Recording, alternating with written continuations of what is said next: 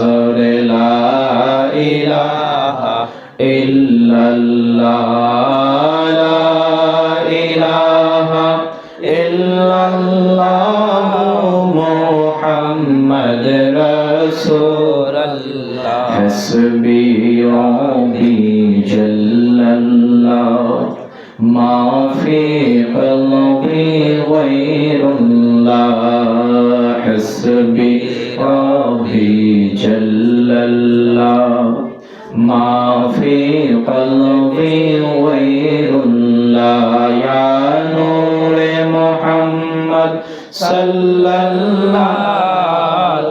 এটা আবার নতুন করে এটা কেটে দিয়ে নতুন করে করো। লা ইলাহা ইল্লাল্লাহ লা ইলাহা ইল্লাল্লাহ লা ইলাহা ইল্লাল্লাহ মুহাম্মদ রাসূলুল্লাহ লা ইলাহা ইল্লাল্লাহ মুহাম্মাদুর রাসূলুল্লাহ। সকলে বলি সাল্লাল্লাহু আলাইহি ওয়াসাল্লাম। মহান আল্লাহ পাকের দরবারে অগণিত অসংখ্য শুকরিয়া জ্ঞাপন করছি। এই প্রচণ্ড শীতের মধ্যে আল্লাহ তাআলা আমাদেরকে এই জান্নাতি সামিয়ানার মধ্যে এসে বসার মতন সুযোগ করে দিয়েছেন। কোরআন এবং হাদিসের এই মাহফিলে রাসূলে পাক সাল্লাল্লাহু আলাইহি ওয়াসাল্লাম তিনার আহাল পরিবার পরিজন আল্লাহ ওয়ালাদের মোহাব্বতে আমাদেরকে এখানে আসার মতন বসার মতন সুযোগ করেছেন। সে মহান আল্লাহ পাকের দরবারে শুকরিয়া আদায় করে সকলে পড়ি আলহামদুলিল্লাহ। আরো জোরে পড়ি আলহামদুলিল্লাহ। আজকে যদিও আলোচনার বিষয়বস্তু অন্যটা ছিল, বাট স্টেজে ওঠার সময় বলা হয়েছে আর কি একটা টপিক্সের উপর আলোচনা করার জন্য। এটা ফর কাইন্ড ইনফরমেশন আমি কমিটির লোকদেরকে বলবো। সেটা হলো একজন বক্তাকে অন্ততপক্ষে একদিন আগে জানিয়ে দেবেন, যাতে করে একটা প্রপার প্রিপারেশান থাকে। কারণ একটা সাবজেক্ট, যে কোনো একটা সাবজেক্ট হুট করে বলা যায় না। কারণ কোরআন হাদিসের ব্যাপার তো, আয়াতগুলো বের করতে হয়, হাদিসগুলো বের করতে হয়, তারপরে একটা প্রপার ইনফরমেশন দেওয়া যায়। বাট হুট করে বললে এটা একটা হজবরল অবস্থা হয়, বুঝতে পারছেন। তথাপি আমি চেষ্টা করব সাবজেক্টটার যতটুকুন ফিনিশিং দেওয়া যায় ইনশাল্লাহ। বাট এটা কিন্তু আমি টপিকস তৈরি করে আসি নাই, যেহেতু স্টেজে আসার সময় বলা হয়েছে, তো স্টেজে বসে বসে যতটুকুন বলবো এতটুকুনি আপনারা শুনবেন ইনশাল্লাহ। হ্যাঁ, তো আজকের আলোচনার বিষয়বস্তু যেটা বলা হয়েছে সেটা হচ্ছে রসুলে পাক সাল্লাল্লাহু আলাইহি ওয়াসাল্লাম আমাদের মতো নয়। এটা হচ্ছে আজকের আলোচনার বিষয়বস্তু, যে রসুলে পাক সাল্লাল্লাহু আলাইহি ওয়াসাল্লাম আমাদের মতো কিনা। এটা হচ্ছে আসলে আমি মনে করি সেটা হলো এটা কোনো আলোচনার বিষয় হয় না, হতো না যদি আমরা সকলেই কোরআন এবং হাদিসকে ফলো করতাম এবং সেই অনুযায়ী নিজেদের জীবন গঠন করতাম, ঠিক কিনা বলেন? কারণ যেই নবীর সাথে অন্যান্য নবীদেরও তুলনা করা যায় না, ঠিক কিনা বলেন? সেই নবীর সাথে যদি আমি নিজেকে তুলনা করি, আমার থেকে বড় আহাম্বুক জমিনের মধ্যে আর কেউ হতে পারে ভাই বলেন? আরে যেই নবীর সাথে কুল কায়নাতের কারো তুলনা করা যায় না। হ্যাঁ, জানার থেকে বড় তো দূরের কথা, জানার বরাবর আল্লাহ তাআলা সৃষ্টিকুলের মধ্যে কাউকে বানান নাই। হ্যাঁ, তিনি হচ্ছেন মুহাম্মদ রাসূলুল্লাহ সাল্লাল্লাহু আলাইহি ওয়াসাল্লাম। তো ইনি আমাদের মতো কিনা, ইনি আর সাধারণ মানুষের মতো কিনা, এটা চিন্তাধারা যার অন্তরের মধ্যে আসবে, মনে রাখবেন যে তার মধ্যে শয়তানের একটা আনাগোনা তৈরি হয়েছে, বুঝতে পারছেন? শয়তানের একটা আনাগোনা সৃষ্টি হয়েছে। এটা প্রথমে বললাম, আমি আসবো আস্তে আস্তে সামনের দিকে। প্রথমত নেগেটিভ থেকে শুরু করে পজিটিভের দিকে আপনাদের নিয়ে যাওয়ার চেষ্টা করি। সেটা হলো রসুলে পাক সাল্লাল্লাহু আলাইহি ওয়াসাল্লাম সম্পর্কে আল্লাহ তাআলা কুরআনুল কারীমের মধ্যে বলেছেন, কুল ইন্নামা আনা বাশারুম মিসলুকুম ইউহা ইলাইয়া। এই আয়াত কিন্তু আমরা সকলেই মোটামুটি আকারে অবগত, ঠিক কিনা বলেন? কারণ আমাদের সমাজের মধ্যে আয়াতটা এত বেশি আলোচনা হয় মানে মুখস্থ হয়ে গেছে সাধারণ মানুষের শুনতে শুনতে। কুল ইন্নামা আনা বাশারুম মিসলুকুম ইউহা ইলাইয়া, ঠিক কিনা বলেন? আপনি দেখবেন সাধারণ মানুষের কাছে জিজ্ঞাসা করলেও সেটা বলতে পারে। কেন বলতে পারে জানেন? কারণ ওই যে বললাম, এত বেশি আলোচনা হয় এই আয়াতটার নিয়ে, আমাদের সমাজের মধ্যে আনাগোনাটা বেশি হয়, যার কারণে মানুষ মুখস্থ করে ফেলছে। তো রসুল পাক সাল্লাল্লাহু আলাইহি ওয়াসাল্লামের শান মান মর্যাদা নিয়ে আল্লাহ রাব্বুল আলামিন কোরআনে পাকের মধ্যে শুধু একটা আয়াত দেন নাই। হযরতে উম্মুল মুমিনিন আয়েশা সিদ্দিকা রাদিয়াল্লাহু তাআলা আনহাকে জিজ্ঞাসা করা হলো যে রসুল পাক সাল্লাল্লাহু আলাইহি ওয়াসাল্লামের চরিত্র সম্পর্কে আমাদেরকে একটু ফরমান করেন, আমাদেরকে একটু জানান দেন। হযরতে আয়েশা সিদ্দিকা বলতেছেন রাদিয়াল্লাহু তাআলা আনহা যে তোমরা কি কোরআন পড়ো নাই? বলে হ্যাঁ, আমরা তো কোরআন পড়েছি। বলে যদি কোরআন পড়ে থাকো তাহলে রসুল পাকের চরিত্র আবার আলাদা করে কেন জানতে চাচ্ছ? আল্লাহ তাআলা তো সূরা ফাতিহা থেকে সূরা নাস পর্যন্ত 30 পারা কোরআনটাই আমার নবীর চরিত্রের উপরে নাজিল করেছেন।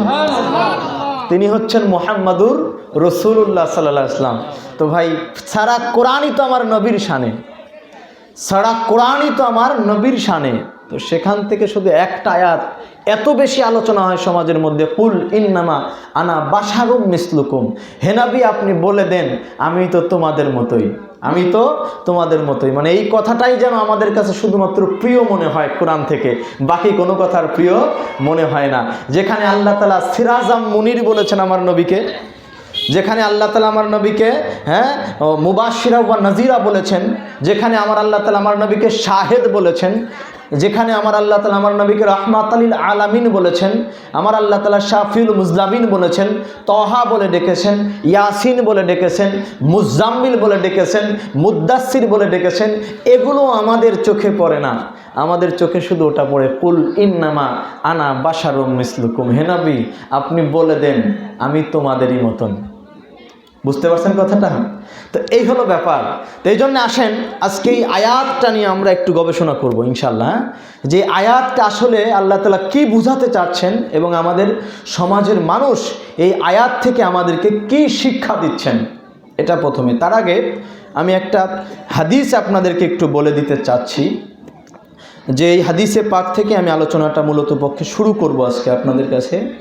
যে আল্লাহ রাসূল সাল্লাল্লাহু আলাইহি ওয়াসাল্লাম বলছেন, এই হাদিসে পাকটি অনেকগুলো কিতাবের মধ্যে এসেছে, তার মধ্যে ইমাম মালিক রহমাতুল্লাহ আলাইহি তার আল মুআত্তা শরীফের মধ্যে প্রথমতম খণ্ডের 173 পৃষ্ঠা উল্লেখ করেছেন, হাদিস নাম্বার 417। তো হাদিসে পাকটি বর্ণনা করেছেন ইয়াহইয়া ইবনে সাঈদ রাদিয়াল্লাহু তাআলা আনহু। তিনি বলেন যে আব্দুল্লাহ ইবনে মাসউদ রাদিয়াল্লাহু তাআলা আনহু এক ব্যক্তিকে নসিহত করে বললেন, মাইকের আওয়াজটা এখনো প্রবলেমই করতেছে, আসতেছে না আসলে। ওই মাইকের আওয়াজ ক্লিয়ার না হলে আলোচনাটার মধ্যে মনোযোগিতা একটু কম হয়, বুঝছেন? মানে প্রবলেম তো মুশকিল। তো হযরতে আব্দুল্লাহ ইবনে মাসউদ রাদিয়াল্লাহু তাআলা আনহু রাসূল পাকের একজন সাহাবী, তিনি বলতেছেন আরেকজন ব্যক্তিকে, ইন্নাকা ফি জামানিন কাসীরুন ফুকাহাউহু, তোমরা এমন একটা জামানার মধ্যে আছো যেই জামানার মধ্যে ফকিহ অনেক আছে। ফকিহ মানে বোঝেন, মানে ইসলামের যাদের, ইসলামিক দৃষ্টিতে যাদেরকে আইনবিদ বলা হয়, ইসলামিক আইনবিদ মানে ইসলামের মাসলা মাসাইলগত দিক নির্দেশনা যারা দিয়ে থাকেন তাদেরকে ফকিহ বলা হয়। বলছেন এমন একটা জামানার মধ্যে তোমরা আছো যেই জামানায় ফকিহ অনেক বেশি, কলিলুম কুররাউহু, হ্যাঁ, যেই জামানার মধ্যে ফকিহ অনেক কিন্তু কোরআনের কারি অনেক কম। কারি বোঝেন আপনারা? মানে তেলাওয়াতকারী, হ্যাঁ, যাদেরকে এই কারি কিন্তু একটা ডিগ্রি, সমাজের মধ্যে একটা ডিগ্রি দেওয়া হয় কারি। আমাদের সমাজের মধ্যে কারি আছে না, কারি সাহেব আছে না? কারি বললে তো বুঝেন না, কারি সাহেব বললে বুঝবেন নাকি? কারি সাহেব যাদেরকে বলি, আসে না এমন কারি সাহেব, মানে কোরআনের তেলাওয়াতগুলো খুব শুদ্ধভাবে করেন, এমন আসেন না সমাজের মধ্যে? এটা একটা ডিগ্রি নিতে হয়, হ্যাঁ, এটাও একটা ডিগ্রি, কারি। তো হযরত আব্দুল্লাহ ইবনে মাসউদ রাদিয়াল্লাহু তাআলা বলছেন যে আমরা এমন একটা জামানার মধ্যে আছি যেই জামানায় ফকিহ কম, গবেষক কম, ইসলাম নিয়ে গবেষণাকারী কম, কিন্তু ফকিহ অনেক বেশি, ফকিহ অনেক বেশি কিন্তু কারির সংখ্যা কম। কারির সংখ্যা কি? কম, এটা বলেন উনি। এরপরে উনি বলতেছেন তুহফাযু ফিহি হুদুদুল কুরআনি ওয়া তুদাউ হুরুফুহু। উনি বলতেছেন যে এই সময়ে কোরআনের হরফের চেয়ে কোরআনের অর্থের প্রতি বেশি গুরুত্ব দেওয়া হয়। মানে কোরআনুল কারীমের তো দুইটা জিনিস, একটা হচ্ছে হরফ, মানে যেটা শব্দগতভাবে কোরআনের মধ্যে আছে না, আমরা পড়ি, যেমন পড়লাম আলিফ লাম মিম যালিকাল কিতাবু লা রাইবা ফিহি হুদাল লিল মুত্তাকিন, এই যে পড়লাম, সওয়াব আছে না নাই? জোরে বলেন না ভাই, সওয়াব আছে না নাই? এই কোরআনের আয়াত তিলাওয়াত করলে সওয়াব হয় না? তো আমরা আয়াত তিলাওয়াত করলাম, বুঝতে পারছেন, আয়াত তিলাওয়াত করলাম, কিন্তু আয়াতের অর্থের দিকে গেলাম না, এটা হচ্ছে এক। আর আয়াত কম পড়তেছি, যতটুকুন পড়তেছি ওটার গভীরে যাওয়ার চেষ্টা করতেছি, দুইটা জিনিস, পার্থক্য আছে না? তো হযরত আব্দুল্লাহ ইবনে মাসউদ রাদিয়াল্লাহু তাআলা বলছেন, আমাদের জামানায় কোরআনের তেলাওয়াত কম হয় কিন্তু কোরআনের উপরে আমল বেশি হয়। কোরআনের তেলাওয়াত কম হয় কিন্তু কোরআনের প্রতি আমল বেশি হয়, মানে আমরা যতটুকুন পড়ি ওটার গভীরে যাওয়ার চেষ্টা করি। এটা হযরত আব্দুল্লাহ ইবনে মাসউদ রাদিয়াল্লাহু তাআলা বলতেছেন। একে একে উনি আরও অনেক কিছু বললেন, আমি ওদিকে যাই না কারণ হাদিসটা অনেক বড়, বিস্তারিত হয়ে যাবে। তো হযরত আব্দুল্লাহ ইবনে মাসউদ এভাবে বলতেছেন যে আমাদের সময়ে কোরআনের হরফের চেয়ে কোরআনের গভীরতা, অর্থের দিকে বেশি গুরুত্বটা দেওয়া হয়। কলিলুম মা মান ইয়াসআলু কাসীরুন মান ইউতিলুনা ফীহিস সালাত ওয়া ইয়াকসুরুনাল খুতবাতা ইউবাদ্দুনা আমালাহুম ক্বাবলা আহওয়াইহিম ওয়া সায়াতি আলান নাসি জামানুন কলিলুন ফুকাহাউহু। এই যে উনি বর্ণনা শুরু করে দিলেন, উনি বলতেছেন যে শোনো, আমাদের এই জামানাতে ভিখারির সংখ্যা কম, ভিক্ষুক কম, কিন্তু দাতা বেশি, দেনেওয়ালা বেশি। এক এক করে বললেন যে আমাদের সময়ে খুতবাগুলো সংক্ষিপ্ত হয়, মানে ওয়াজ মাহফিলগুলো সংক্ষিপ্ত হয়, কিন্তু নামাজগুলো, সালাদগুলো দীর্ঘায়িত হয়, দীর্ঘ সময় পরে আমরা নামাজ আদায় করি। এভাবে বলতে বলতে উনি এরপরে এক পর্যায়ে গিয়ে বলতেছেন যে এমন একটা ওয়া সায়াতি আলান নাসি জামানুন কলিলুন ফুকাহাউহু, এমন একটা জামানা আসবে যেই জামানায় মানুষদের মধ্যে ফকিহ কমে যাবে, ফুকাহা এনারা কমে যাবেন, কাসীরুন কুররাউহুন, কারীর সংখ্যা বেড়ে যাবে, কারি সাহেবদের সংখ্যা সমাজের মধ্যে বেড়ে যাবেন, উনি এটা বললেন। এবং উনি বললেন যে ইহফাজু ফিহি হুরুফুল কুরআনি ওয়া তুদাইয়্যাউ হুদুদুহু। উনি বললেন এমন একটা জামানা সামনে আসবে যেই জামানার মধ্যে কোরআনের অর্থের থেকে, গভীরতার থেকে কোরআনের হরফের গুরুত্ব বেশি দেওয়া হবে। বুঝতে পারছেন? এই পর্যন্ত আমি রাখলাম, হাদিসটার সামনের দিকে নিতে চাচ্ছি না। তো এইখান থেকে দুইটা জিনিস রাসূল পাকের সাহাবী হযরতে আব্দুল্লাহ ইবনে মাসউদ রাদিয়াল্লাহু তাআলা আমাদেরকে শিখাচ্ছেন। সেটা হলো ওনাদের জামানাতে ফকিহ বেশি ছিলেন, ইসলাম নিয়ে গবেষণাকারী বেশি ছিলেন, কারি সাহেবদের সংখ্যা কম ছিলেন। বুঝতে পারতেছেন? তার মানে আমি আপনাদের এটা বলতেছি না যে কোরআন তেলাওয়াত করেন না, এটা বলতেছি না। এটা কোরআন তো ভাই তেলাওয়াত ওনারাও করতেন কিনা বলেন? এটা কে বলতেছেন? রাসূল পাকের সাহাবী বলতেছেন না? আচ্ছা, ওনারা কোরআন কি আমাদের থেকে কম বুঝতেন না বেশি বুঝতেন? মনে হয় কম বুঝতেন, আমরা মনে হয় একটু বেশি বুঝি নাকি? তো ওনারা বলতেছেন যে আমাদের জামানায় কোরআন নিয়ে গবেষণাকারী বেশি, ফকিহ বেশি, ফুকাহা বেশি, হ্যাঁ, স্কলার বেশি, কিন্তু কারি সাহেবদের সংখ্যা কম। এমন একটা জামানা সামনে আসবে যেই জামানার মধ্যে ফকিহদের সংখ্যা জিরো হয়ে যাবে, সমাজের মধ্যে ফকিহ থাকবে না, কোরআন নিয়ে গবেষণাকারী থাকবে না, কিন্তু কারি সাহেবদের সংখ্যা বেশি থাকবে। আচ্ছা, আমি যদি আপনাদেরকে এখন বলেন তো আমাদের সমাজের মধ্যে কারি সাহেবদের সংখ্যা কম না বেশি? কারি সাহেব কি কম নাকি? আরে না ভাই, নাম চেঞ্জ হয়ে গেছে ভাই, এখন হাফেজ সাহেব বলা হয়, শুধু কারি সাহেবের জায়গায় এখন হাফেজ সাহেব বলা হয়। বুঝতে পারছেন? এই নামটা চেঞ্জ হয়েছে, কারি সাহেব চেঞ্জ হয় নাই, মানে কারি শব্দটা এখন আমাদের কাছে পছন্দনীয় না, বুঝতে পারছেন? এই জন্য আমরা এটা চেঞ্জ করে দিচ্ছি, হাফেজ সাহেব। বুঝতে পারছেন? কিন্তু কোরআনের তেলাওয়াতকারী সমাজের মধ্যে এখন বেড়েছে ভাই, কমে নাই। কোরআনের তেলাওয়াত বেশি হয়, বুঝতে পারছেন, কিন্তু কোরআন নিয়ে গবেষণাকারী কম। বুঝতে পারছেন? কোরআন নিয়ে গবেষণাকারী কম, কিন্তু কোরআনের তেলাওয়াত বেশি হয়, কোরআনের তেলাওয়াত বেশি হয়। কোরআনের তেলাওয়াতগুলোর সুমধুরতা বৃদ্ধি পেয়েছে সমাজের মধ্যে, কোরআনের তেলাওয়াতগুলোর মধুরতা বৃদ্ধি পেয়েছে। বুঝতে পারছেন? কোরআনের তেলাওয়াতগুলোর মধুরতা বৃদ্ধি পাইছে, কিন্তু কোরআনের শিক্ষা সমাজের মধ্যে এখন নাই। প্রতিষ্ঠিত হচ্ছে না, নষ্ট হয়ে গেছে। এবং উনি আরেকটা জিনিস এখানে বললেন, সেটা কি বললেন, যে আমাদের জামানায় আমরা কোরআনের হরফের থেকে কোরআনের অর্থের গভীরতার দিকে আমরা বেশি গুরুত্ব দেই। কথা বলেন না, যেমনভাবে চলতেছে চলতে দেন, আলহামদুলিল্লাহ মাহফিলটা শেষ হয়ে যাক। হ্যাঁ, কথা বলেন না, যেভাবে চলছে আলহামদুলিল্লাহ চলুন। আমি কি বুঝাইতে পারতেছি আপনাদের? হ্যাঁ, রাসূল পাকের সাহাবী বলছেন, এত কাইকা যদি এপাশে হন এই পুরো মাহফিলটা নষ্ট হয়ে যাবে, বুঝতে পারছেন? মুরব্বীরা যারা আছেন একটু শান্ত হন, যা হচ্ছে এইভাবে চলতে দেন। আলোচনা তো শোনা যাচ্ছে, তাই না? কি শুনতেছেন না আপনারা? শোনা যাচ্ছে। হ্যাঁ, আশেপাশ দিয়ে কাইকাই করেন না, মানুষের মনোযোগ নষ্ট হয়ে যায়। হ্যাঁ, তো ব্যাপার হলো, বলতেছেন আমাদের জামানায় আমরা কোরআনের হরফের থেকে কোরআনের অর্থের প্রতি গুরুত্বটা বেশি দেই, কোরআনের গভীরতার দিকে আমাদের গুরুত্বটা বেশি। কিন্তু এমন একটা জামানা চলে আসবে যেই জামানায় কোরআনের অর্থের থেকে, কোরআনের গভীরতার থেকে কোরআনের হরফের গুরুত্ব বেশি হয়ে যাবে। আচ্ছা বলেন, এখন কোরআনের হরফের গুরুত্ব বেশি হয়ে গেছে না আমাদের কাছে? আচ্ছা, কোরআন কি সমাজের মধ্যে বেশি ছাপা হইতেছে এখন, না কম কম ছাপা হইতেছে? জোরে বলেন না। হ্যাঁ, আপনি বাংলাদেশে যদি পরিসংখ্যান করে দেখেন প্রতিদিনে যে কত হাজার কোরআন ছাপা হয়, কল্পনা করা যায় না। ফর বিজনেস পারপস হচ্ছে না? প্রত্যেকটা মানুষের ঘরে ঘরে একটা নয়, দুইটা, তিনটা, পাঁচটা, 10টা করে কোরআন শরীফ কত মানুষের ঘরে আছে। কিন্তু দেখবেন সারা বছরের মধ্যে কোনো একদিন কোরআন শরীফ ধরেও দেখে না। আছে না নাই বলেন? সিস্টেম যেটা রাসূল পাকের সাহাবী বলতেছেন, এটা তো উনি ওনার থেকে বলতেছেন না ভাই, ওনার কাছে তো মুহাম্মদ মুস্তাফা সাল্লাল্লাহু আলাইহি ওয়াসাল্লাম এই কথা বলে গিয়েছেন, নাহলে উনি এমনি এমনি বলতেন নাকি বলেন? তো ওনাকে রাসূল পাক এই সংবাদ দিয়ে যাচ্ছেন, এই জন্য উনি মানুষের কাছে এটা বলতেছেন। এমন একটা সময় আসবে যেই সময়ে কোরআনের হরফের মর্যাদা বেড়ে যাবে মানুষের কাছে, কিন্তু কোরআনের গভীরতা থাকবে না, কোরআন নিয়ে গবেষণা থাকবে না, কোরআনের অর্থের দিকে মানুষ নিবদ্ধ করবে না। যার কারণে আজ আমাদের সমাজের মধ্যে শুধু তেলাওয়াত হয়, কিন্তু কোরআনের শিক্ষা আমাদের সমাজের মধ্যে নাই। তেলাওয়াত হচ্ছে, অহরহর তেলাওয়াত হচ্ছে, বাট কোরআনের শিক্ষা থেকে আমরা দূরে চলে গেছি, কোরআনের শিক্ষা থেকে আমরা দূরে চলে গেছি। আসেন এবার একটা হাদিস আপনাদেরকে শোনাই। কষ্ট হচ্ছে ভাইরা না?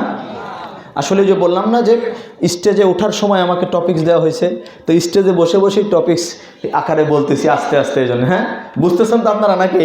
এটা যদি বাড়ি থেকে টপিকস আকারে তৈরি হতো না, তো এতক্ষণ কণ্ঠ দিয়ে দেখবেন সুর দিয়ে সুরেলা কণ্ঠে আলোচনা শুরু করে দিতাম, বুঝছেন? যেহেতু স্টেজে এসে টপিকস তৈরি করা, আস্তে আস্তে বলতেছি, এই জন্যে জাস্ট মাথার ভিতরে নেন ব্যাপারগুলো, প্রয়োজন হবে আপনাদের। হ্যাঁ, কেন বলতেছি এই কথাটা, আমি এই হাদিসটা কেন উল্লেখ করেছি? হাদিসটা উল্লেখ করেছি একটা বিশেষ কারণে, সেটা হলো কোরআনুল কারীমের মধ্যে যে আয়াতগুলো এসেছে, প্রত্যেকটা আয়াত আমাদের জন্য হেদায়েত, এতে কোনো সন্দেহ নাই। বাট যখন এই আয়াতের ব্যাখ্যার মধ্যে যখন গাদ্দারি করা হবে, আয়াতের তর্জমার মধ্যে, অর্থের মধ্যে যখন গাদ্দারি চলে আসবে, তখন সমাজের মধ্যে ইবলিস শয়তান পয়দা হয়। বুঝতে পারছেন? কোরআন আমাদের মাঝে আছে, বাট কোরআনের প্রকৃত ব্যাখ্যা, কোরআনের প্রকৃত শিক্ষা, কোরআনের গভীরতা আজ আমাদের সমাজ থেকে উধাও হয়ে গেছে। কোরআন আমাদের মাঝে আছে, কোরআনের তেলাওয়াত হয়, অহরহর তেলাওয়াত হয়, বাট কোরআনের যে গভীরতা সমাজের মধ্যে থাকার দরকার ছিল, এই জিনিসটা আমাদের মাঝে নাই। আমরা শুধুমাত্র শাব্দিক অর্থ ধরে প্রত্যেকটা জিনিসের এখন বিচার করা শুরু করি। আপনারা যে বলবেন, আপনি যে এই কথাগুলো বলতেছেন, এই কথাগুলোর ভিত্তি কী? আপনারা বলতে পারেন। একটা আয়াত আপনাদেরকে শোনাই, দেখেন আমাদের সমাজের মধ্যে এভাবে চলে, আমাদেরকে শিখায়, বুঝতে পারছেন? এমনি মুখস্থ আছে, বলি। আল্লাহ তাআলা বলতেছেন, ইয়াউমা ইযিল লা তানফাউশ শাফাআ ইল্লা মান আযিনা লাহুর রাহমানু ওয়া রাদিয়া লাহু কাওলান। আল্লাহ রাব্বুল আলামিন বলছেন, ইয়াউমা ইযিল লা তানফাউশ শাফাআ, কিয়ামতের ময়দানটা হবে এমন একটা কঠিন ময়দান, যেই কিয়ামতের কঠিন বিচারের দিনে কারো কোনো সুপারিশকে গ্রহণ করা হবে না, কারো কোনো সুপারিশ কারো কোনো কাজে আসবে না। আমার সুপারিশ আপনার জন্য কাজে আসবে না, আপনার সুপারিশ আমার জন্য কাজে আসবে না। এরপরে আল্লাহ তাআলা বলছেন, ইল্লা মান আযিনা লাহুর রাহমানু ওয়া রাদিয়া লাহু কাওলান, কেবলমাত্র শুধুমাত্র তারা ব্যতীত যাদেরকে আমার আল্লাহ রব্বুল আলামিন দয়াময় আল্লাহ রব্বুল আলামিন কিয়ামতের ময়দানে যাদেরকে শাফায়াতের অনুমতি দেবেন, সুপারিশের অনুমতি দেবেন, তাদের সুপারিশটা ব্যতীত। বলেন সুবহানাল্লাহ। হে আল্লাহ তাআলা, আপনি কাদেরকে কিয়ামতের ময়দানে শাফায়াতের অনুমোদন দেবেন, সুপারিশের অনুমোদন দেবেন? আল্লাহ রব্বুল আলামিন বলছেন, ওয়া রাদিয়া লাহু কাওলান, তারা হবে আমার পছন্দের বান্দা বান্দি। সুবহানাল্লাহ বলেন। তারা হবে আমার পছন্দের বান্দা বান্দি। বান্দি, আল্লাহ রাব্বুল আলামিনের যারা পছন্দের বান্দা বান্দি আছেন, কিয়ামতের ময়দানে আল্লাহ রাব্বুল আলামিন তাদেরকে সুপারিশের অনুমতি দেবেন, শাফায়াতের অনুমোদন দেবেন এবং তারা আমার আল্লাহর কাছে শাফায়াত করবেন, এতে কোনো সন্দেহ নাই। এবার আমার ভাইরা, এই আয়াতে কারিমাটা আমাদের সমাজের মধ্যে তেলাওয়াত হচ্ছে, বারংবার তেলাওয়াত হচ্ছে, কিন্তু সমাজের মধ্যে এই আয়াতের শিক্ষা, এই আয়াত থেকে আমাদের যে শিক্ষাগুলো আছে সেই শিক্ষাগুলো বাস্তবায়ন নাই। বলবেন কিভাবে? আজ আপনি সমাজের মধ্যে যদি দেখেন, সবার কথা বলি না, কিছু কিছু মানুষ আমি দেখেছি যারা, এবং কি আমার সামনে অনেক মানুষ এভাবে বলেছে, কিয়ামতের ময়দানে কোনো নবী, অলি, পীর, আউলিয়া, গাউস, কুতুব কারো কোনো খবর থাকবে না, যারা যারা নাফসি নাফসি সেই করতে থাকবে কিয়ামতের ময়দানে। তাহলে আমরা কি করব? আমাদের কি করণীয় আছে বলেন? নিজের আমল নিজের করে যাওয়া লাগবে। একমাত্র তোমার আমলই কিয়ামতের ময়দানে তোমারে বাঁচাতে পারবে, অন্য কেউ পারবে না। বলেন নাউযুবিল্লাহ। এই যে কথাটা ভাই সম্পূর্ণ কোরআনের বিপক্ষের কথা, ঠিক কিনা বলেন? এই যে কোরআনের বিপক্ষের কথা, রাসূল পাকের সাহাবী যে বলতেছেন যে কোরআন থাকবে, কোরআনের হরফের গুরুত্ব থাকবে, কিন্তু কোরআনের অর্থের গুরুত্ব সমাজের মধ্যে থাকবে না। তাহলে সমাজের মধ্যে আজ একবারে অহরহরভাবে ঢালাওভাবে বলে দেওয়া হচ্ছে, কোনো পীর, আউলিয়া, গাউস, কুতুব, পীর, মাশায়েখ কিয়ামতের ময়দানে কারো কোনো খবর থাকবে না। আমি আপনাকে বলতে চাই, কিয়ামতে আপনার খবরটা কোন জায়গায় থাকে একটু দেখতে চাই আমরা। কথা বলেন না কেন ভাই? হ্যাঁ, বলে কিয়ামতের ময়দানে যদি কোনো পীর, আউলিয়া, গাউস, কুতুবের খবর না থাকে, তো তুমি কে ভাই? তোমার খবর কোথায় থাকবে সেদিন? বলো, তুমি যে কথাটা বলছো, তোমার খবর কোথায় থাকবে সেদিন? আমার আল্লাহ তাআলা বলছে, আবার কোরআন দিয়ে দলিল দেয়, বলে কোরআনে আল্লাহ তাআলা বলেছেন, হ্যাঁ, কারো কোনো উপকার আসবে না। বলে কোথায় পেয়েছেন ভাই? বলে ইয়াউমাইযিল লা তানফাউ শাফা, আল্লাহ তাআলা বলেছেন কিয়ামতে কারো কোনো সুপারিশ কোনো কাজে আসবে না। ভাই আয়াত কি শেষ হয়েছে নাকি? কথা বলেন না কেন? আয়াত শেষ হয়েছে? এরপরে আছে না, ইল্লা মান আজিন আলাহুর রহমান ওয়া রাদিয়া লাহু কওলান, কেবলমাত্র আমার আল্লাহ, দয়াময় আল্লাহ যাকে অনুমোদন দেবেন তিনি ব্যতীত। আল্লাহ এই কথা বলছেন না? তো ভাই এটা বাদ দিয়ে কি আয়াত হয়েছে নাকি? তা আপনি আয়াতের প্রথমটুকু দিয়ে ব্যাখ্যা করে ছেড়ে দিলেন, আর পরেরটুকু বললেন না, তাহলে আপনি কোরআনের সাথে গাদ্দারি করলেন কিনা? জোরে বলেন ভাই, গাদ্দারি করলেন কিনা? তো কেউ যদি কোরআনের সাথে গাদ্দারি করে, কোরআনের সাথে গাদ্দারি যদি কেউ করে, তো নিজেও জাহান্নামে যাচ্ছে, আরো 10 জনকে সাথে করে নিয়ে জাহান্নামে যাচ্ছে। কথাগুলো বুঝতে হবে, কোরআনের কথাগুলো বুঝতে হবে। কোরআন এটা আপনার বাপদাদার লেখা কিতাব নয়, এটা রাব্বে কারিমের লেখা কিতাব, আমার আল্লাহর কিতাব। এই কিতাব বোঝা এত সহজ জিনিস না, এই কিতাব বোঝা এত সহজ জিনিস না। এই জন্য রাসূল পাকের সাহাবী বলতেছেন যে এমন একটা সময় চলে আসবে মানুষ হরফের গুরুত্ব দেবে। একটা হরফ পড়ো 10টা নেকি পাবা, এ কথা কিন্তু সমাজের মধ্যে অহরহর চলে, কিন্তু ওই হরফটার অর্থ কি এটা পড়ার গুরুত্ব সমাজের মধ্যে নাই। বুঝতে পারছেন? সমাজের মধ্যে নাই, যার কারণে সাধারণ মানুষ কখনো অর্থ বোঝার চেষ্টাও করে না। মানে কোরআন তেলাওয়াত করলে সওয়াব আছে, পড়ে যায় ভাই, খালি পড়লে তো সওয়াব নাই ভাই, বুঝে তো পড়া লাগবে। আমার কথা মনে হয় মাইন্ড করতেছেন আপনারা? হ্যাঁ, আমি আপনাদেরকে এই কথাটা এই কারণে বললাম, একটা উদাহরণ আয়াত থেকে দিয়ে নিয়ে এসে এবার আপনার রাসূল পাক সাল্লাল্লাহু আলাইহি ওয়াসাল্লামের ওই আয়াত সম্পর্কে চলে যাই। কুল ইন্নামা আনা বাশারুম মিসলুকুম ইউহা ইলাইয়া। এবার এই আয়াতের দিকে চলে যাই। ও ভাই মুসলমান, ও ভাই মুসলমান, আল্লাহ তাআলার আয়াতের মর্মার্থগুলো আমাদেরকে বুঝতে হবে। আল্লাহ রাব্বুল আলামিন বলছেন, কুল, হে নবী আপনি বলেন, ইন্নামা আনা বাশারুম মিসলুকুম, কেবলমাত্র আমি তোমাদের মতো মানুষ। এটা রাসূল পাক বললেন। লাস্টে গিয়ে আল্লাহ তাআলা বলতেছেন মিসলুকুম, মিসাল দিচ্ছেন, উদাহরণ দিচ্ছেন। এই যে মিসাল, মিসলুকুম, মিসলুকুম এটা কি উদাহরণ? এটা কি বলেন? উদাহরণ। বলে আমি উদাহরণে তোমাদের মতো, অর্থ কিন্তু চেঞ্জ হয়েছে, দেখছেন? মেসাল, মিসলুকুম, এই মিসলুকুম শব্দের ব্যাখ্যা সমাজের মধ্যে করা হয় না, বলে আমি তোমাদের মতো।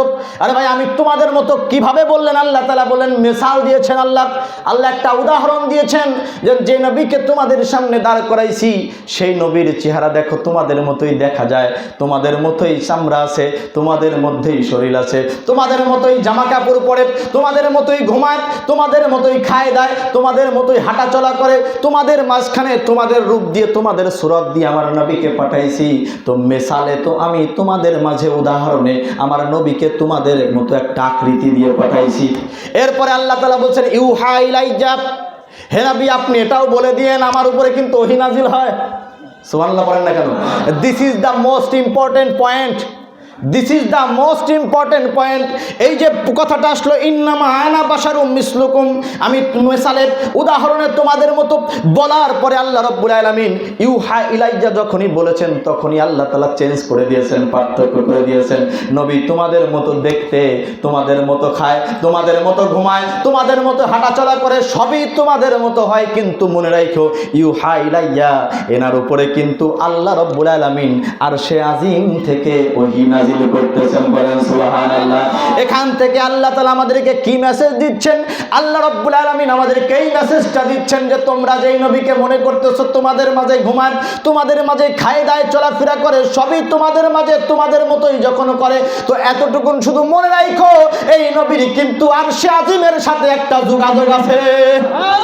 ও ভাই মুসলমান, আল্লাহ তাআলা কত সূক্ষ্মভাবে আমাদেরকে বুঝাইয়া দিচ্ছেন, নবীকে তোমাদের মাঝে তোমাদের সূরাতে তোমাদের আকৃতি দিয়ে পাঠাইছি, কিন্তু নবীর সাথে কিন্তু আরশে আজিমের যোগাযোগ আছে, তোমাদের কিন্তু যোগাযোগটা নাই। এখান থেকেই পার্থক্য করে দিচ্ছেন। আপনি বলেন এটা আবার তেমন কি পার্থক্য? আমি বলবো আরে ভাই এটাই তো সব থেকে বড় পার্থক্য, ঠিক কিনা বলেন? কারণ কি, আমার নবীর ওই যোগাযোগটা আরশে আজিমে আছে, শুধু যোগাযোগ আরশে আজিমে নাই আমার নবী। এটাই হচ্ছে সেই মাস, পবিত্র রাজাবুল মুরাজ্জাব মাস। এই মাসেরই 27তম রজনীতে আমার রাসূল সাল্লাল্লাহু আলাইহি ওয়াসাল্লাম 7 আসমান পাড়ি দিয়ে, লৌহ কলম পাড়ি দিয়ে, সিদরাতুল মুনতাহা পাড়ি দিয়ে আমার আল্লাহ রাব্বুল আলামিনের দিদারের উদ্দেশ্যে ওই আরশে আজিম পর্যন্ত চলে গিয়েছিলেন। সুবহানাল্লাহ। এই ইউহা ইলাইয়া বলে আমার আল্লাহ তাআলা সব কিছু চেঞ্জ করে দিয়েছেন। প্রথমে বলেছেন ইন্নামা আনা বাশারুম মিসলুকুম, উদাহরণে তোমাদের মতো, তোমাদের মতো খাই, তোমাদের মতো ঘুমাই, তোমাদের মতো চলি, তোমাদের মতো ফিরি। বলার পরে ইউহা ইলাইয়া যখনই বলে দিয়েছেন তখনই চেঞ্জ হয়ে গেছে যে তোমাদের মতো না, বলে তোমাদের মতো খায়, তোমাদের মতো ঘুমায়, তোমাদের মতো চলে, তোমাদের মতো ফেরে, সবই তোমাদের মতো হচ্ছে ইউহা ইলাইয়া। আল্লাহর সাথে একটা যোগাযোগ আছে, তোমাদের এই যোগাযোগটা নাই। এইখান থেকেই আমার নবীর পার্থক্যটা শুরু হয়েছে, ঠিক কিনা বলেন? আমি কি বোঝাইতে পারতেছি আপনাদের? তো ভাই শুধু হরফের গুরুত্ব দিলে হবে না, প্রত্যেকটা হরফের ভিতরের মিনিংটা, গভীরতা, তাৎপর্যটাকে গুরুত্ব দেওয়া লাগবে। তাৎপর্যটাকে গুরুত্ব দেওয়া লাগবে। যখন ওই তাৎপর্যকে গুরুত্ব দেবেন তখন আপনি ইসলামের প্রকৃত শিক্ষাটা পাবেন। বাট আমাদের সমাজের মধ্যে এটা হয়েছে, এটা নিয়ে অনেক মাতামাতি হয় আমি জানি। আমি আজকে যদি আপনাকে কোরআন হাদিস পুরো বাইটেও খাওয়াই দিয়ে যাই, তারপরেও আগামীকালকে একজন বলবে আরে দূর, সে বললে হবে নাকি, রাসূল তো আমাদেরই মতো। বোঝেন না ব্যাপারটা? আমি এমন অনেক দেখেছি অনেক জায়গাতে, বুঝতে পারছেন? একবারে কোরআন হাদিস সুন্দর করে দেখায় তাদেরকে দিয়ে আসছি যে রাসূল কোনোভাবে আমাদের মতো না, তারপরেও তারা আবার ওটা নিয়ে মারামারি করছে, আরে না রাসূল আমাদেরই মতো। মানে ব্যাপারটা হচ্ছে এমন, আমারে যে বুঝাবে তার পালের বড় গরুটা তারে দিব, ঠিক কিনা বলেন? হ্যাঁ, বলে বিচার আমি মানি কিন্তু তাল গাছ আমার, বিচার আমি মানি কিন্তু তাল গাছটা কার? আমার। একটা ছোট্ট সূক্ষ্ম পয়েন্ট আপনাদের এখান থেকে বলি। পয়েন্টটা হচ্ছে এটা, রসুল পাক সাল্লাল্লাহু আলাইহি ওয়াসাল্লামকে আল্লাহ তাআলা বলছেন কুল ইন্নামা আনা বাশারুম মিসলুকুম, হে রাসূল আপনি বলেন, হে রাসূল আপনি বলে দেন। কাকে নির্দেশ দিচ্ছেন?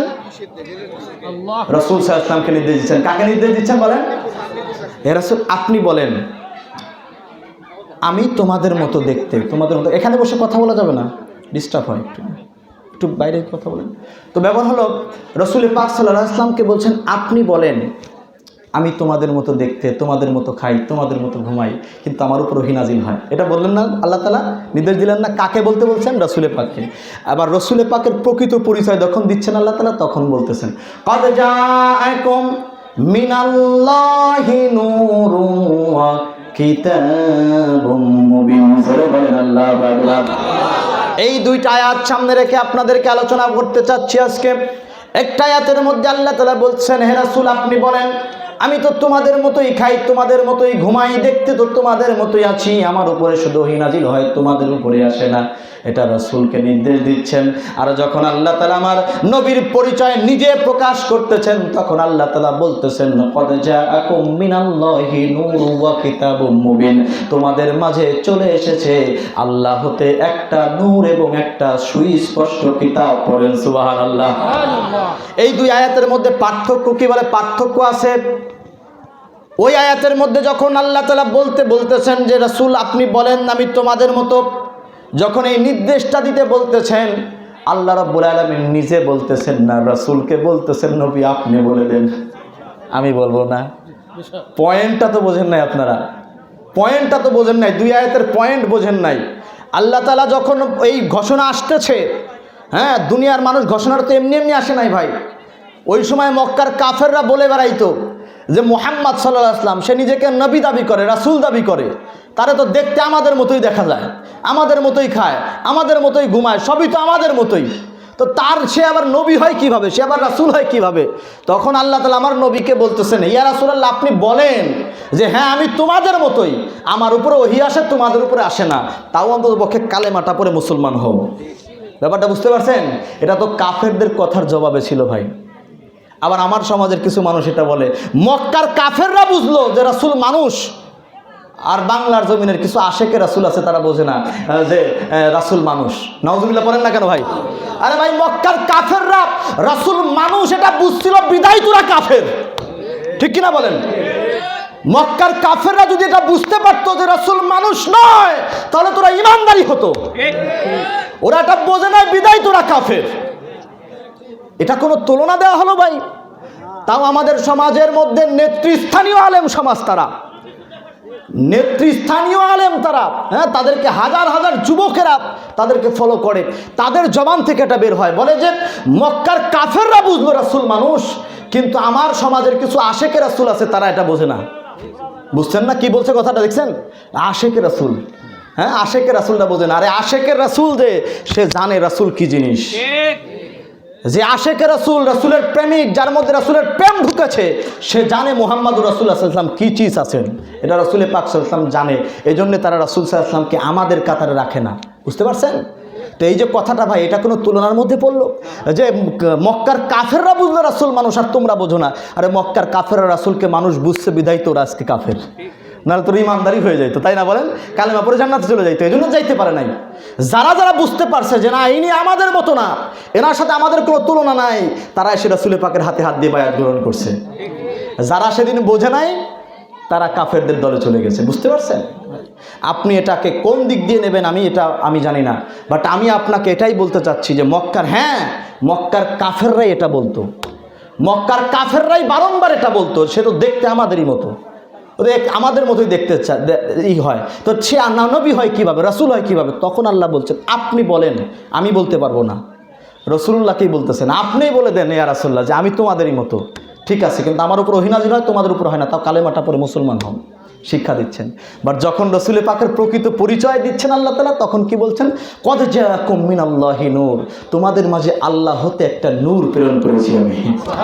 এখানে কিন্তু রাসূলুল্লাহকে বললেন না, ইয়া রাসূলুল্লাহ আপনি বলে দেন যে আল্লাহ হতে তোমাদের মাঝে একটা নূর এসেছে, আপনি বলে দেন। কুল শব্দ আল্লাহ ব্যবহার করলেন না, এখানে সরাসরি আমার আল্লাহ বলতেছেন, কি বলতেছেন? যে কদ জাআকুম মিনাল্লাহি নূর, তোমাদের মাঝে আল্লাহ হতে একটা নূর এসেছে, আল্লাহ হতে একটা নূর চলে এসেছে। পার্থক্য কি দুটোর মধ্যে জানেন? কষ্ট হচ্ছে ভাইরা?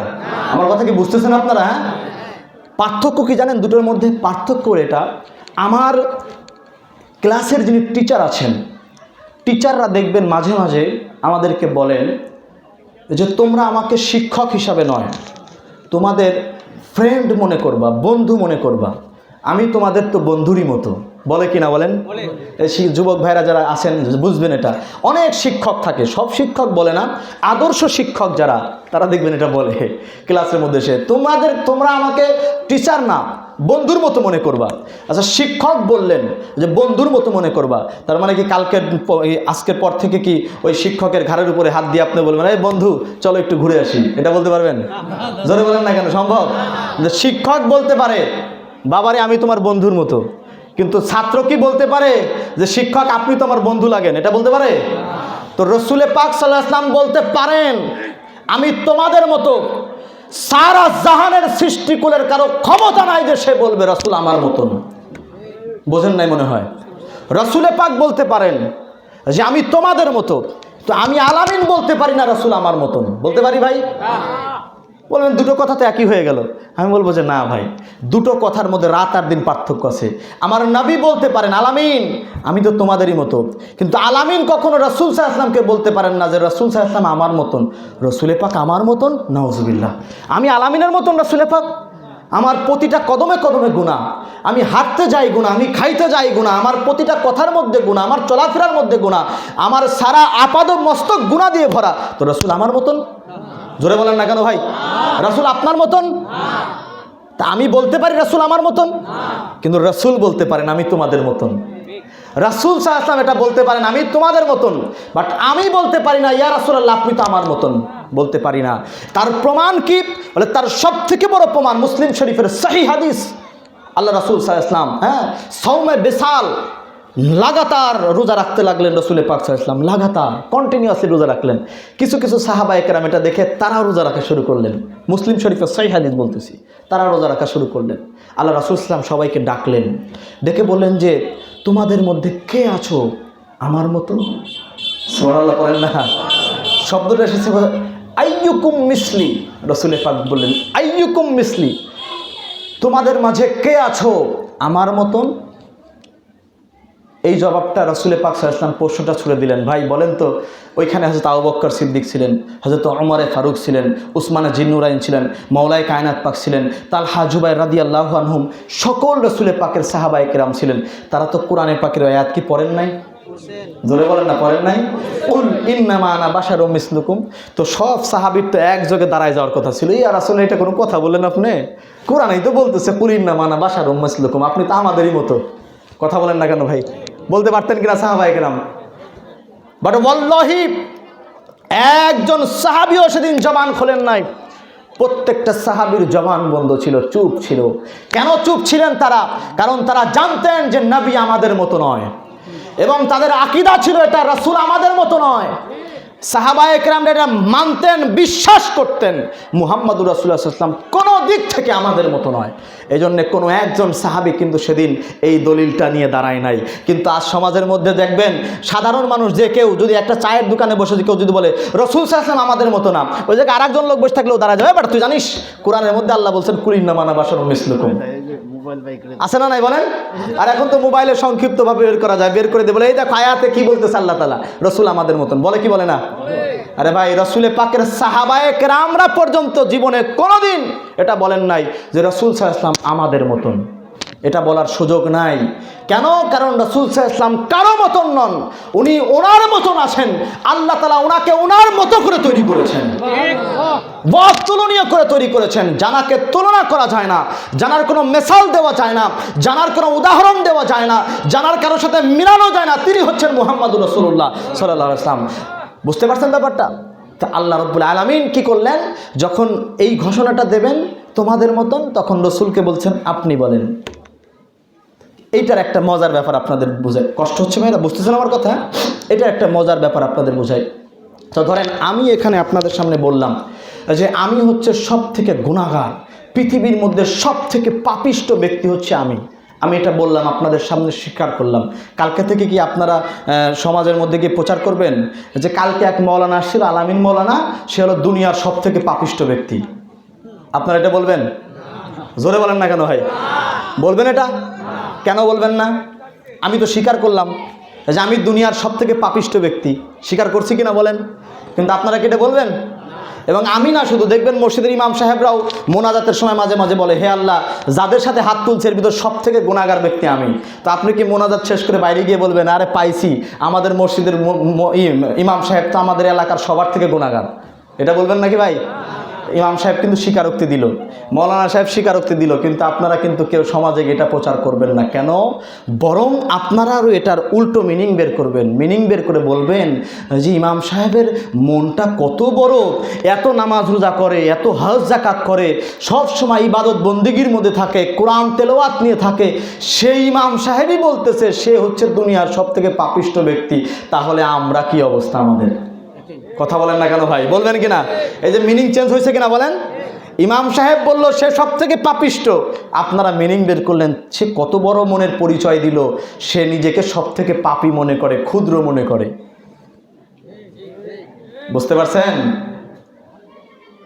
ঠিক তেমনিভাবে কেন নিজের কথা যখন নিজে বলা হয় এটা সমাজের মধ্যে প্রতিষ্ঠিত হয় না, প্রতিষ্ঠিত হয় না। বাট এই কথাটাই যদি আমার কোনো গুরুজন বলে, আমার কোনো বাবা, আমার কোনো শিক্ষক, আমার কোনো উস্তাদ, আমার কোনো দাদা, আমার কোনো মুরব্বী যদি এই কথাটা বলে, হ্যাঁ, সমাজের মধ্যে দিয়ে দেখবেন এই যে এলাকার পোলাপান ছেলেপেলে আছে না, দুষ্টমি করে না, হ্যাঁ, তো আপনারা মাঝে মাঝে বলেন তো বড্ড বেয়াদব ছেলে তুমি। এই যে বড্ড বেয়াদব ছেলে বললেন, তার মানে কি আসলেই সে বেয়াদব, ঠিক না? কারণ বেয়াদবি না করলে তো আপনি বেয়াদব তাকে বলেন নাই। তো আপনি বড়, যখন ছোটকে এটা বললেন ওটা প্রতিষ্ঠিত হয়ে গেল যে সে বেয়াদবি করে, সমাজের মধ্যে সে বেয়াদবি করে, প্রতিষ্ঠিত হয়ে গেল। বাট যখন নিজের কথা বললো ওটা প্রতিষ্ঠিত হয় না, ওটা বড় মনের পরিচয় হয়। আরে ভাই, এটা তো আমার নবীর বরত্বের প্রকাশ, যে আমার নবী রাহমাতাল লিল আলামিন হওয়া সত্ত্বেও, আমার নবী শাফিউল মুজনাবিন হওয়া সত্ত্বেও, আমার নবী হাউজে কাউসারের মালিক হওয়া সত্ত্বেও নিজেকে আমাদের কাতারের মধ্যে নামাই দিয়েছেন যে আমি তোমাদের মতো আছি। এটা তো আমার নবীর বরত্বের প্রকাশ, ঠিক কিনা বলেন? আমার নবীর বরত্বের প্রকাশ।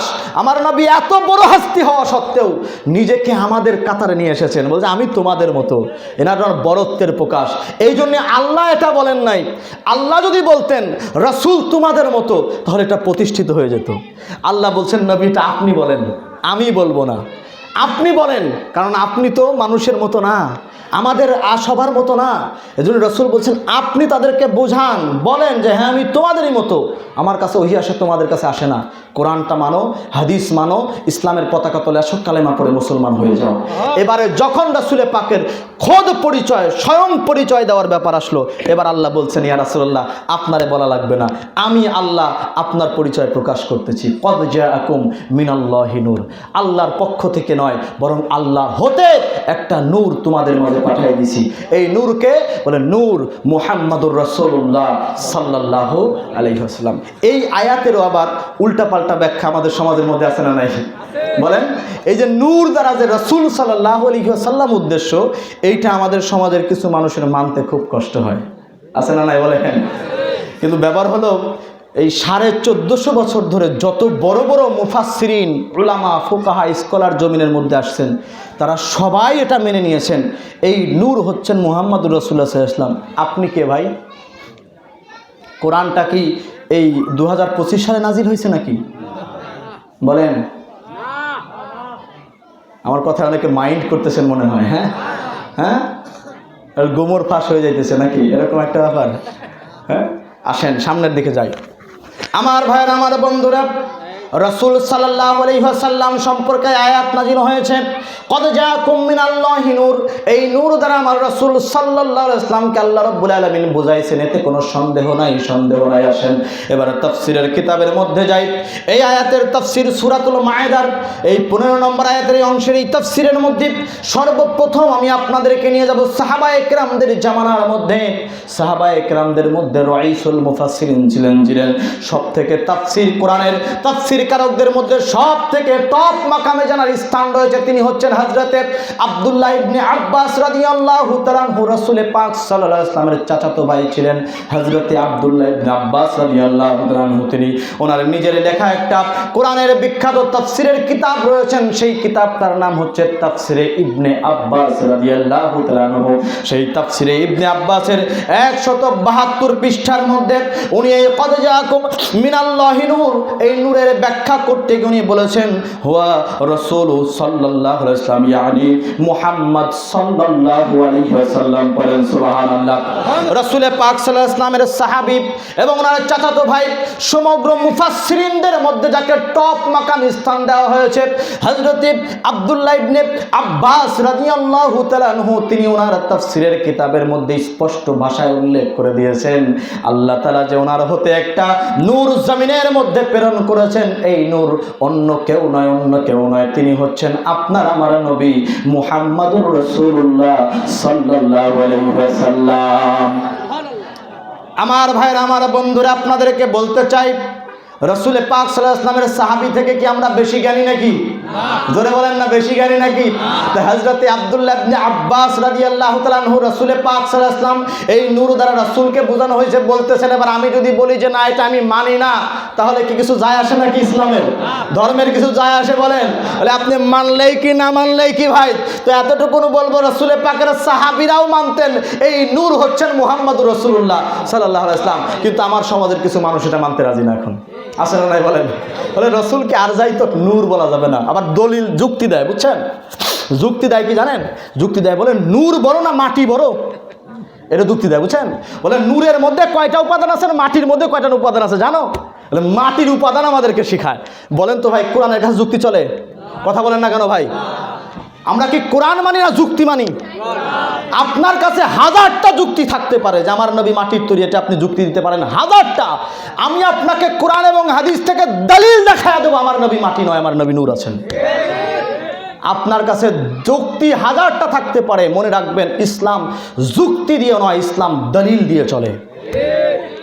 যুক্তি দেয় শয়তানে। যুক্তি দেয় কে বলেন? আদম আলাইহিস সালামকে যখন সাজদার কথা বলেছিল, আদম আলাইহিস সালামকে যখন সাজদার কথা বলেছিল আল্লাহ তাআলা, তো সাজদা করলো না। কি করলো না? সাজদা করলো না। সাজদা যখন করলো, আল্লাহ তাআলা বলছেন মা মানা আকা, আরে ইবলিশ, আরে ওর তো তখন ইবলিশ হয় নাই না, তখন আজাজিল ছিল। আরে আজাজিল, তোরে কিসে নিষেধ করলো? তোরে কিসে নিষেধ করলো যে তুই আদমকে সিজদা করলি না, যাকে আমি নিজের হাতে তৈরি করেছি? তুই সাজদা কেন করলি না? আরে সমস্যা কি? তখন আদম ইবলিশ যুক্তি দিচ্ছে। হ্যাঁ, ইবলিশ যুক্তি দিচ্ছে। কি যুক্তি দিচ্ছে? খালাক্তানি মিন নার ওয়া খালাক্তাহু মিন তিন, আপনি তাকে বানাইছেন মাটি থেকে, আমারে বানাইছেন আগুন থেকে। এই যে যুক্তি শুরু হলো, দেখছেন? যুক্তি কে দেয় বলেন? জোরে বলেন না কেন ভাই? আচ্ছা, ইবলিসের কথার যে যুক্তি, এই যুক্তিটা কি আমাদের কাছে যুক্তি সম্পন্ন মনে হয় না? আসলে তো কথা ঠিকই বলছে যুক্তিটা, তাই না?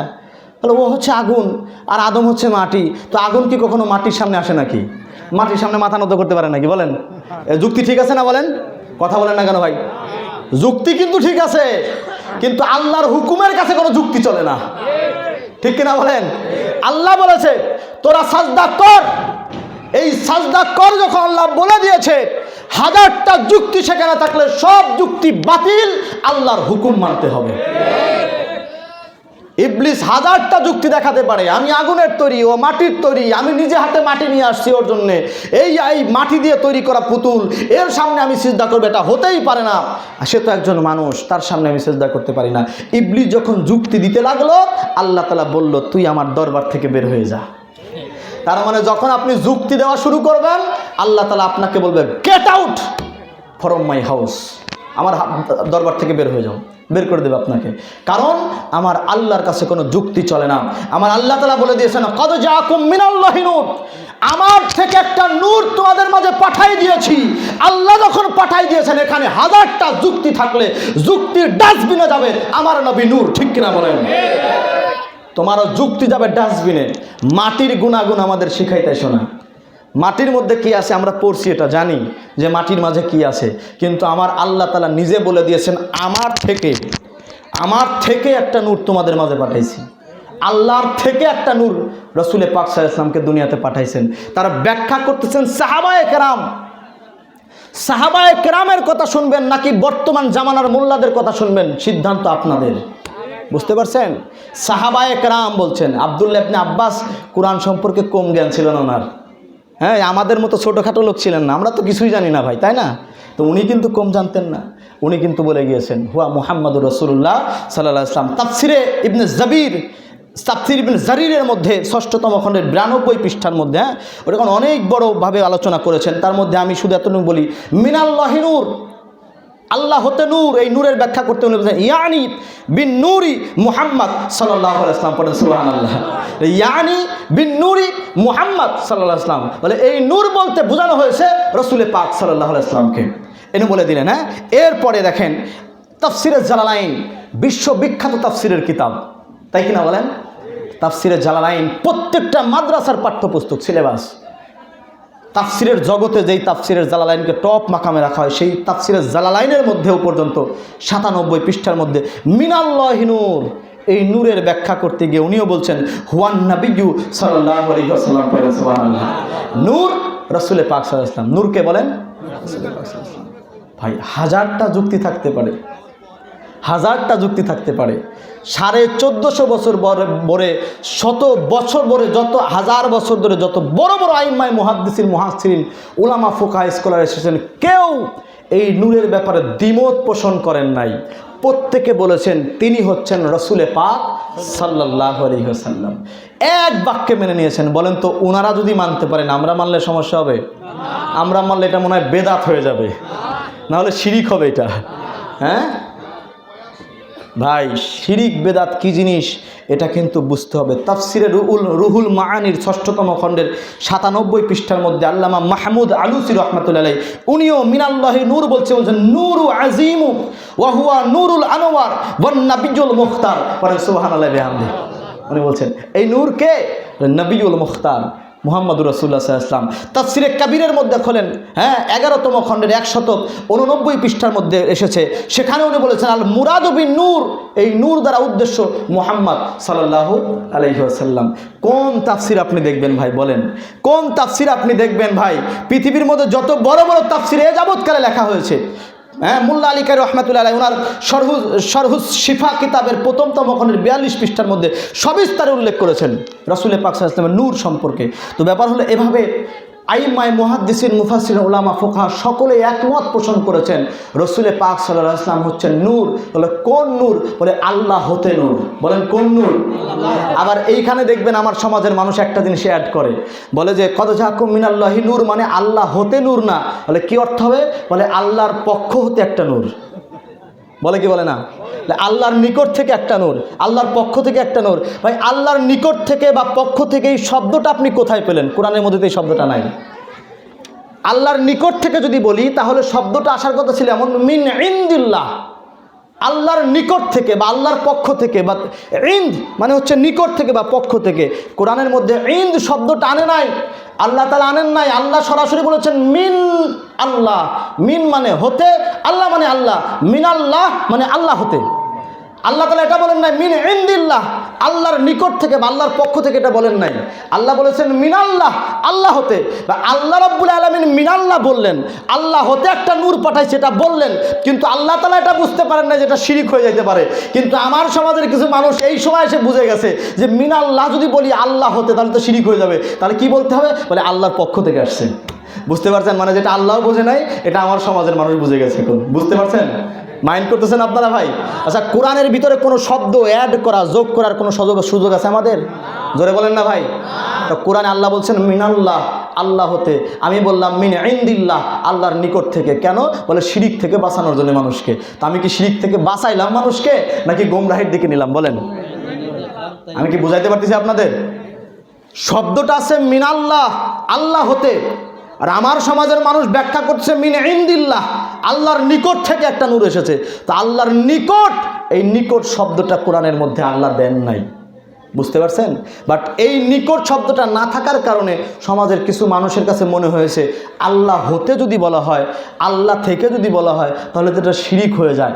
আল্লাহ থেকে একটা নূর আসছে, তিনি রাসূল সাল্লাল্লাহু আলাইহি ওয়াসাল্লাম, এটা তো নাউজুবিল্লাহ আস্তাগফিরুল্লাহ মাযাল্লাহ শিরিক হয়ে যায়। এই শিরিকটা তো আমরা করতে পারি না। তা কি করতে হবে? বলতে হবে আল্লাহর পক্ষ থেকে একটা নূর আসছে। বুঝছেন? তাহলে আমরা শিরিকটা কারে শিখাইলাম ভাই?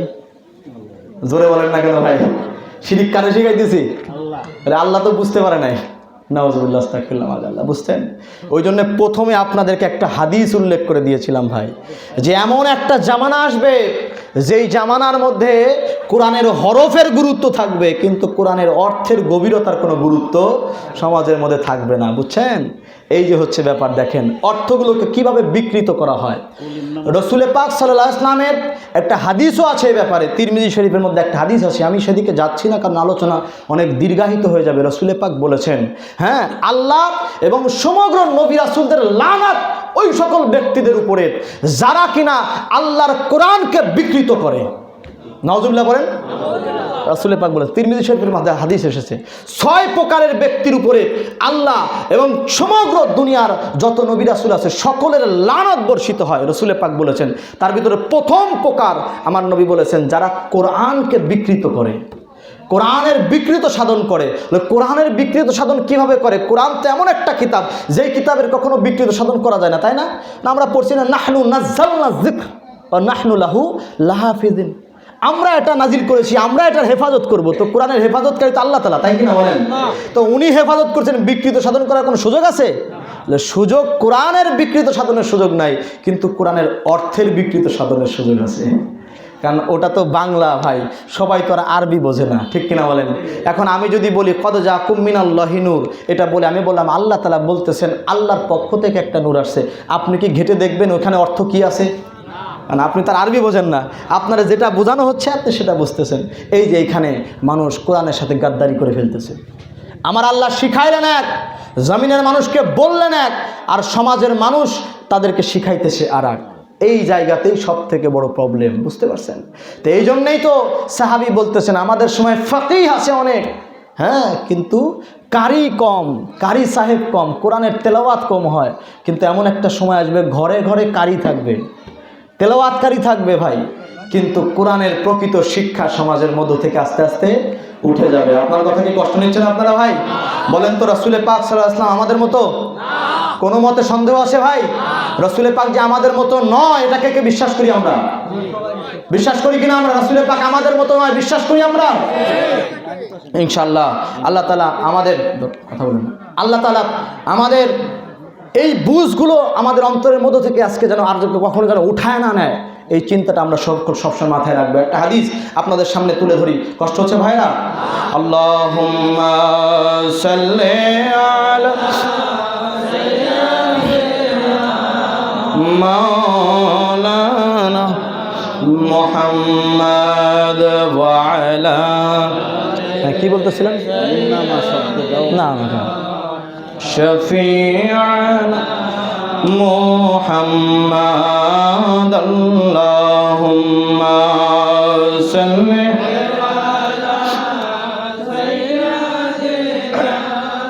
মাওলানা মুহাম্মদ। ভাই ডিস্টার্ব না করলে হতো, যেভাবে চলুক। আমার পরে দেন, আমার পরে দেন, আমার পরে বক্তার সময় দেন, এটা থাক।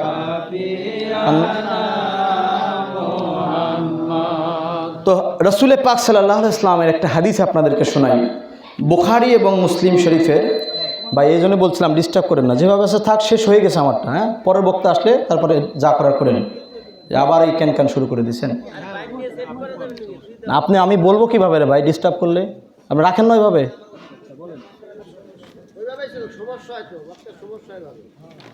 সারাক্ষণ কোথায় ছিলেন আপনারা বলেন? বললে তো রাখবেন আপনারা। কোথায় ছিলেন? আলোচনা শেষ, এখন এসে আপনি ডিস্টার্ব করতেছেন।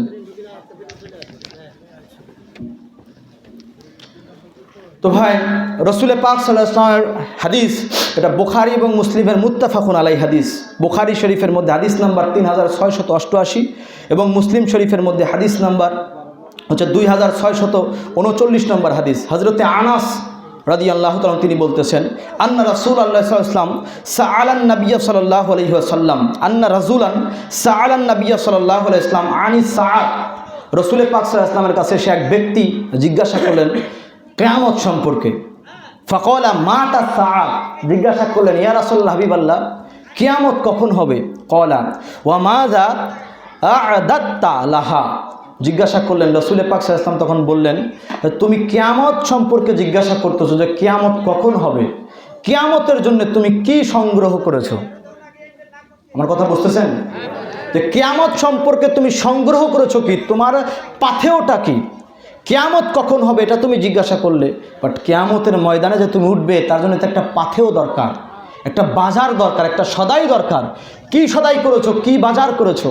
রাসূলে পাকের সাহাবী বলছেন, ক্বালা লা শাইআ, ইয়া রাসূলুল্লাহ বলল, আমি কিছুই সংগ্রহ করতে পারি নাই, আমি কিছুই সংগ্রহ করতে পারি নাই। এই পর্যায়ে তিনি বলতেছেন, ইল্লা আন্নী উহিব্বুল্লাহ ওয়া রাসূলাহু সাল্লাল্লাহু আলাইহি ওয়াসাল্লাম, শুধুমাত্র একটা জিনিস ব্যতীত। বলে কি জিনিস? বলে আল্লাহ এবং তার রাসূল সাল্লাল্লাহু আলাইহি ওয়াসাল্লামের ভালোবাসা ব্যতীত। সুবহানাল্লাহ, আরো জোরে বলেন না সুবহানাল্লাহ। এটা বুখারী এবং মুসলিম শরীফের মুত্তাফাকুন আলাইহি হাদিস। রাসূল পাক সাল্লাল্লাহু আলাইহি ওয়াসাল্লামের কাছে এক সাহাবী আসলেন, জিজ্ঞাসা করলেন মাতা সাআত, কিয়ামত কখন হবে ইয়া রাসূলুল্লাহ? রাসূল পাক জিজ্ঞাসা করলেন কিয়ামতের জন্য তোমার পাথেয় কি, তুমি কি বাজার করেছো কিয়ামত সম্পর্কে? সাহাবী বলতেছেন লা শাইআ, কিছুই বাজার করতে পারি নাই, কিন্তু একটা জিনিস করেছি, আল্লাহ এবং রাসূলকে ভালোবাসি। সুবহানাল্লাহ।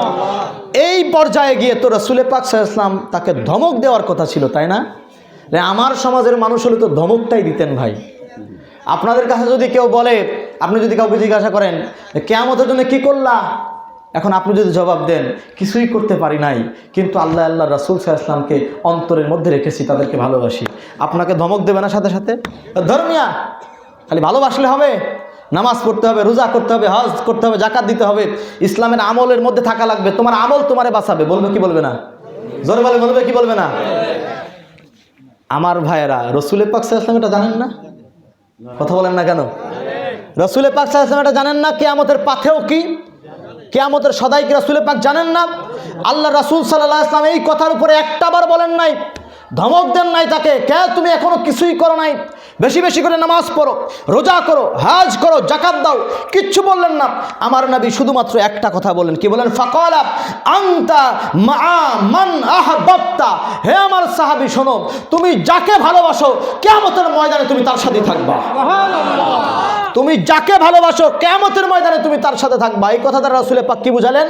সাহাবী কাকে ভালোবাসার কথা বলেছেন? রাসূল পাককে ভালোবাসার কথা বলেছেন। আর আমার নবী বলছেন তুমি যাকে ভালোবাসো কিয়ামতে তার সাথে থাকবা। এই যে কিয়ামতে তার সাথে থাকবা, তার মানে কি রাসূল পাক নামাজ পড়তে নিষেধ করেছেন তাকে? রোজা করতে নিষেধ করেছেন তাকে? হজে যেতে নিষেধ করেছেন? জাকাত দিতে নিষেধ করেছেন?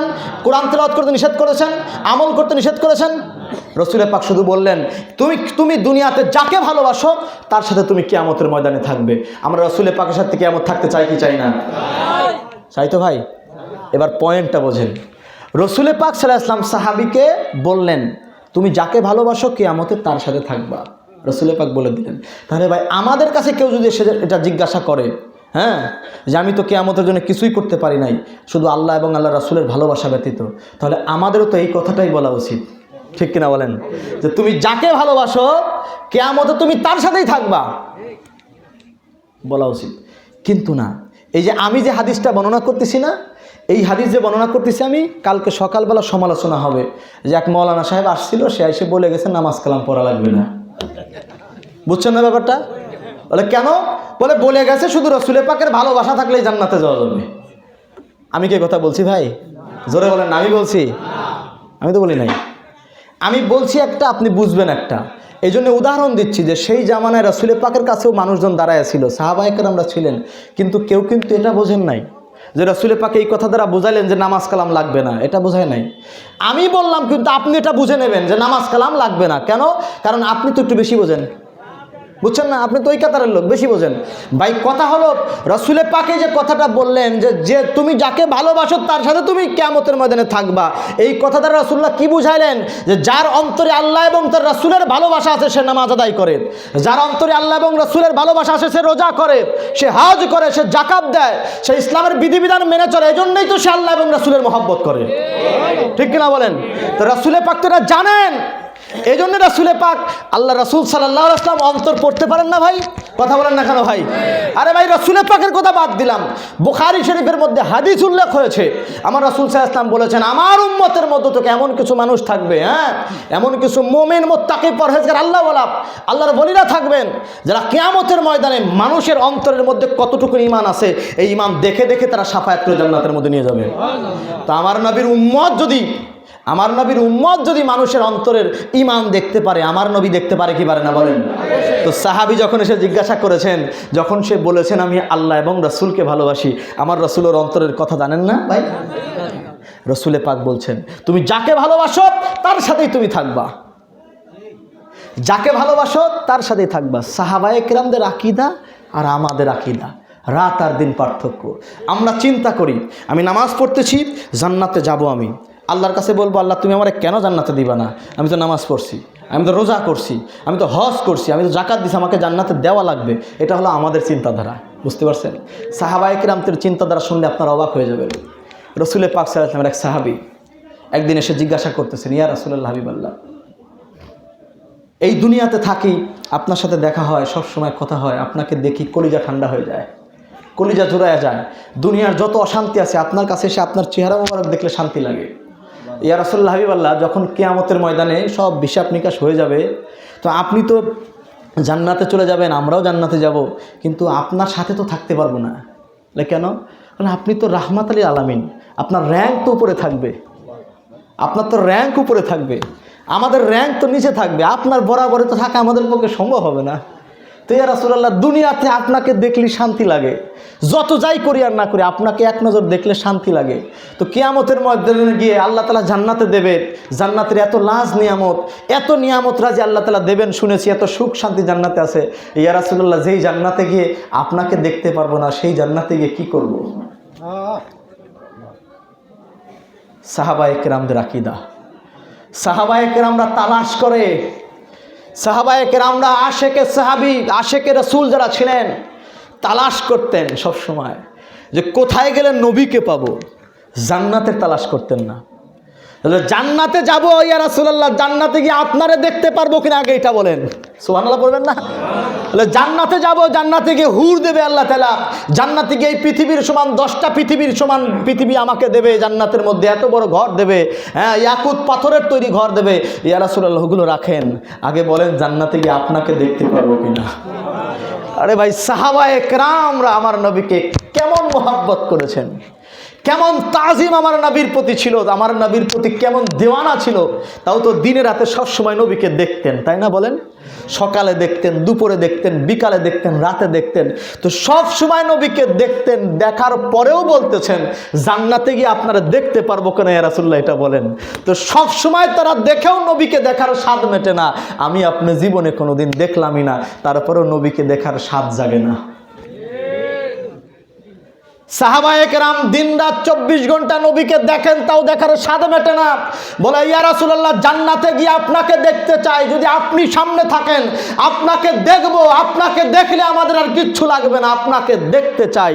আরে নবীকে দেখতে চাই জান্নাতে গিয়ে। সাহাবায়ে কেরাম আমরা জীবনে কোনোদিন আল্লাহর কাছে বলি নাই আল্লাহ জান্নাতে গিয়ে তোমার নবীকে দেখতে চাই। কথা বলেন, বলেছি কখনো ভাই? এটা আমাদের ভালোবাসা, আমরা দাবি করি সারা জাহানের সব কিছু থেকে নবীকে ভালোবাসি। কাজের বেলায় ঠনঠনা, কাজের বেলায় ঠনঠনা। ভাই ভালো তো তারা বেসেছেন নবীকে, জান্নাত থেকে বেশি ভালোবেসেছেন। কথা বলেন, কি থেকে? আমি কি বুঝাইতে পারতেছি আপনাদের?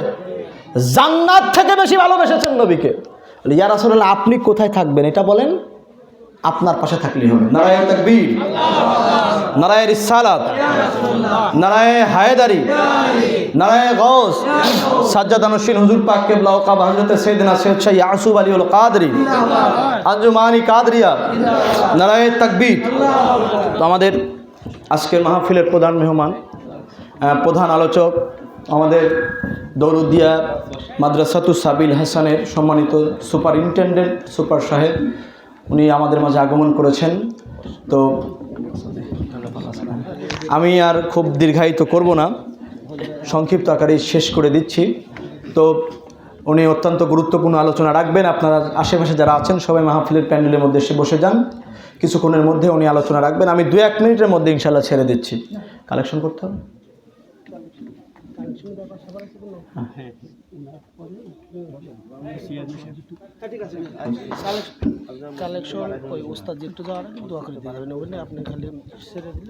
আচ্ছা আচ্ছা, ঠিক আছে ঠিক আছে। তো যাই হোক, আল্লাহ পাকের অশেষ মেহেরবানিতে আমরা আজকের এই মাহফিলের এই পর্যায়ে এসেছি। প্রধান মেহমান চলে এসেছেন। আমি সামনে বাড়ি না, আসলে যে হাদিসটা তুলে ধরেছি এটা বলতে গেলে একটু সময় লাগবে, তো অনেক সময় চলে যাবে। তো এই জন্য আমি আর সামনের দিকে যাচ্ছি না, জাস্ট এতটুকু আপনাদের আলোচনার সারসংক্ষেপটা বলে যাই। আজকের আলোচনার মূল বিষয়বস্তু ছিল রাসূল পাক সাল্লাল্লাহু আলাইহি ওয়াসাল্লাম কোনো দিক থেকে আমাদের মতো না। কথা বুঝতে পারছেন?